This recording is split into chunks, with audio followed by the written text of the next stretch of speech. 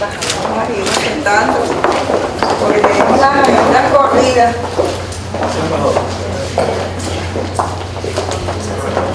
Bueno, adelante, compañera, por aquí. Muchas gracias. De nada, orden. Bueno, sí, es un placer para nosotros recibirlo aquí en este ministerio complicado, grande. 705.000 trabajadores tenemos. Y bueno, ahí estamos, enfrentando cualquier cosa. Ahorita llegó una gente de comida y unos educadores, no, unos obreros y empleados de Carabobo. Año electoral, año convulso. Y bueno, estamos enfrentando cualquier cosa, desde que dicen que tengo cáncer, que se me murió una hija, hasta cualquier cosa. Y no solamente a mí, a todos los niños. La motivación tiene distintas manifestaciones. No lo voy a devolver. Claro, ya está bloqueado. Y como no tenía ninguna información confidencial ahí. Bueno, ministra, gracias. Obviamente el interés del gobierno ecuatoriano en relación con el gobierno bolivariano de Venezuela tiene que ver como uno de los aspectos esenciales de nuestra agenda estratégica, el tema de educación. La nuestra es una revolución ciudadana cuyo eje, uno de cuyos ejes principales es la revolución educativa. Y en relación con eso, nuestro mayor empeño del compañero presidente de la República, de todo su gabinete y de todos nosotros, tiene que ver con sentar bases de la revolución educativa y no solo sentarlas, sino ejecutar un proceso de revolución educativa que constituya un nuevo sujeto histórico para la revolución ciudadana, que es una ciudadanía que hace de la educación un instrumento fundamental de su liberación. Y eso supone generar factores de conciencia, de voluntad, de formación, para enfrentar una deformación histórica que a través de la educación ha ido engendrando una cultura de no solamente la abulia, la anomia, sino la falta de consistencia respecto de objetivos nacionales, respecto de la voluntad y la conciencia de lo que significa ser ciudadano. Para nosotros la educación es un vehículo fundamental para la liberación del ser humano y de la patria ecuatoriana. Y en ese sentido quisiéramos que la circunstancia del individuo y de la sociedad puedan conjugarse adecuadamente a través de la educación. Hemos hecho importantes esfuerzos en educación. Nuestra inversión en el sector social y especialmente en educación es la inversión histórica más alta que cualquier gobierno republicano ha hecho en la historia del Ecuador. Hemos desarrollado parámetros y paradigmas para generar posibilidades de demostrar que la educación de calidad constituye un referente principal de los procesos educativos. Hemos trabajado mucho en el Sistema Nacional de Educación y en los subsistemas de educación. Hemos buscado incorporar a los gobiernos locales en el proceso educativo y también a las comunidades locales en el proceso educativo.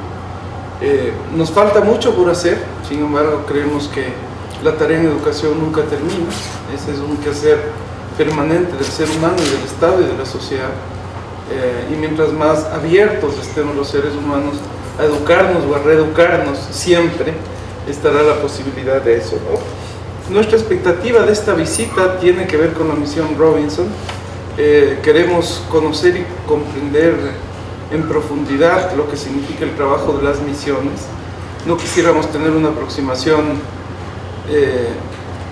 típica o muy típica de cierta diplomacia que queremos superar, que es la diplomacia de las formas, sino queremos profundizar en los contenidos y en las experiencias pedagógicas, metodológicas, en las herramientas, en los seres humanos que hacen el proceso de cambio educativo. Ellos son los que hacen tanta travesura de la educación venezolana, ¿no? Nos preocupa el tema de la calidad, no solo de la cobertura. Y creo que allá hay un esfuerzo común, compartido de la patria bolivariana, que no solo debemos ampliar cobertura, sino calidad en los procesos educativos. Y en relación con eso, pues, nos va a interesar mucho conocer esa experiencia. La expectativa anterior, que no se ha concretado aún, que la extensión para obtener grados de la extensión de becas para obtener grados de licenciatura o ingeniería según la carrera, y allí hemos estado bregando sin resultado concreto. Yo quisiera tener un resultado concreto antes de la cumbre de presidentes para registro en el SENACYT, ¿no? En la Secretaría Nacional de Ciencia y Tecnología nuestra. Esos son los temas, ministra, no sé si realmente esos son temas de su competencia, ¿no? O son de los 4 solamente uno, ¿ya? que es el de la convalidación de los títulos de bachillerato. Claro, porque aquí está dividido en educación superior. Hemos definido como revolución socialista, sino que estábamos transitando lo que en ese momento se llamó la tercera vía, que al final en el transitar de la revolución nos dimos cuenta que eso no existe, porque son 2 modelos hegemónicos que están en pugna, pues el modelo de la lógica del capital y el modelo del socialismo.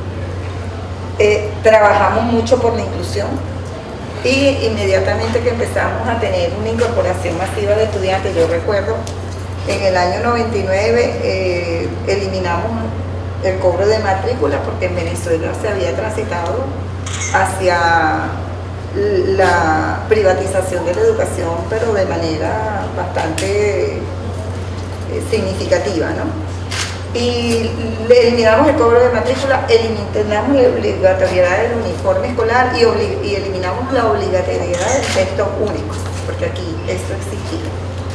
Y eso nos permitió en 2 años incrementar la matrícula de 1,5 millones de estudiantes que estaban fuera del sistema escolar. Después de eso, bueno, empezamos a trabajar por una educación de calidad. En ese momento construimos una totalidad concreta, porque a mí no me gusta hablar del sistema porque es una categoría funcionalista. Y ahí empezamos a trabajar con una cosa que llamábamos un pivote fundamental en el rediseño curricular, porque es muy importante. Nosotros hemos avanzado en cuanto al currículum en forma significativa en términos de ir superando la fragmentación de los conocimientos, de los saberes, de las disciplinas, hacia un currículum más integral. Lo hemos podido hacer inclusive cada vez que intentamos reformular currículum, la oposición sale al paso y no nos lo permite porque ellos saben que la educación es el órgano, es el aparato que permite la reproducción de la ideología del Estado.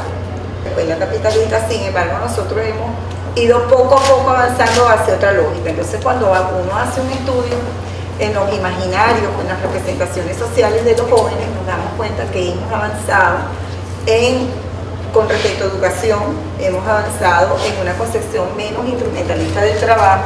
Entonces ya aparecen significados como, por ejemplo, la ayuda hacia los demás, que es la solidaridad. Los valores del socialismo están apareciendo en ese imaginario social de la juvenil, pues, ¿no?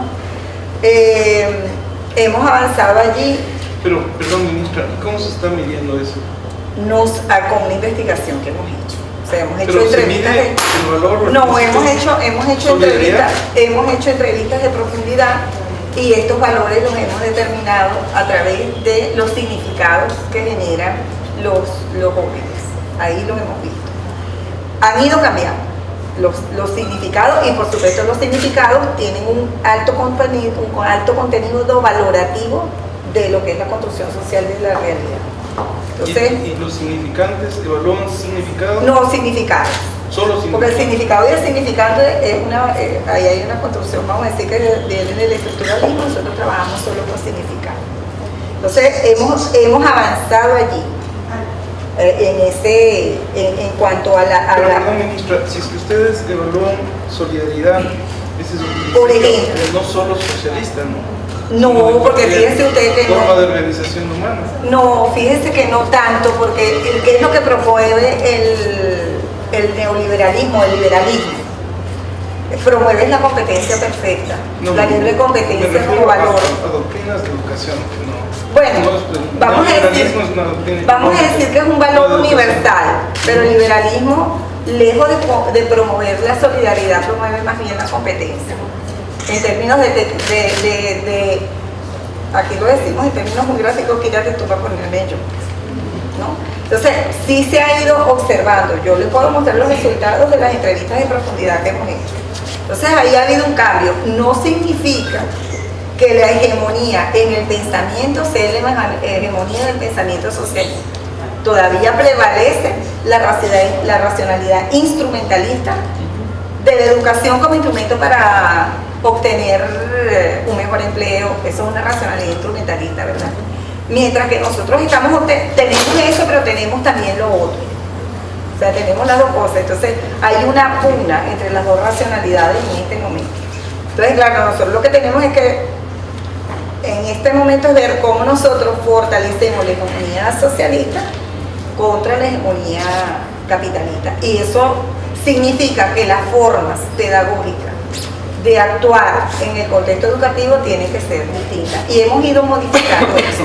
Igualmente, en la construcción del currículum no podemos tener un currículum fragmentado, segmentado, porque eso lleva también a la fragmentación del comportamiento del ser humano. ¿Y cómo están tratando ustedes la coexistencia con modelos de educación privada que evidentemente están por fuera de sus principios? Mire, nosotros, le voy a decir con toda honestidad, la educación privada, nosotros generamos tenemos la rectoría de la educación.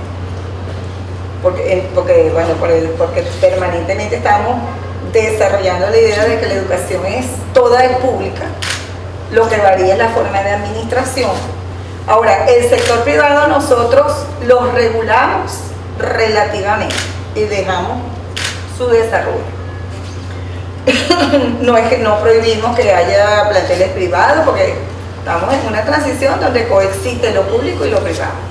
Pero nosotros somos el ente rector de educación y podemos inspeccionar, supervisar los planteles. Facultades de planificación, control y regulación. Planificación y control de regulación. Y los lineamientos curriculares son, nosotros sabemos que los planteles privados, por ejemplo, los proyectos educativos integrales comunitarios, que son los proyectos nuestros de pedagógicos, ellos no los están aplicando, porque hemos ido y encontramos que hacen otra cosa. Inclusive en los planteles oficiales nacionales encontramos que también se hace ese insulto. Perdón, pero es el telefonito. Atiéndalo, por favor. Aló. Planteles privados, sí, porque tenemos la potestad de hacerlo además, ¿no? Bueno, hay una coexistencia ahí difícil. Nosotros regulamos, por ejemplo, matrícula. Ahorita viene el lío del incremento de matrícula nuevamente. Eso lo regulamos con el INDEPAL, o sea, toda una historia. Pero nosotros tenemos que coexistir por ahora con eso, ¿no? Bueno, el proyecto Canaima está bajo su competencia, ¿no? Bajo nuestra competencia, sí. Ese es un proyecto que tenemos mucho interés, bueno, porque en el caso de Correa lideró él mismo el diseño de un proyecto que se llama las escuelas del milenio, que son escuelas que cuentan con una super tecnología, donde hay una interacción fundamental del quehacer pedagógico y educativo en relación con la información y el conocimiento. Claro.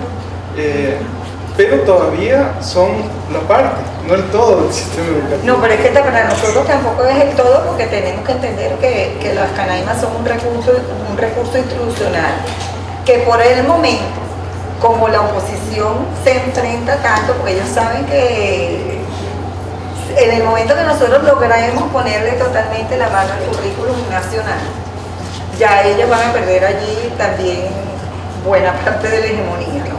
Entonces lo que nosotros hemos hecho es que a través de Canaima hemos ido incorporando los contenidos. Por ejemplo, en el área de geografía e historia tenemos una concepción geohistórica, pues, ¿no?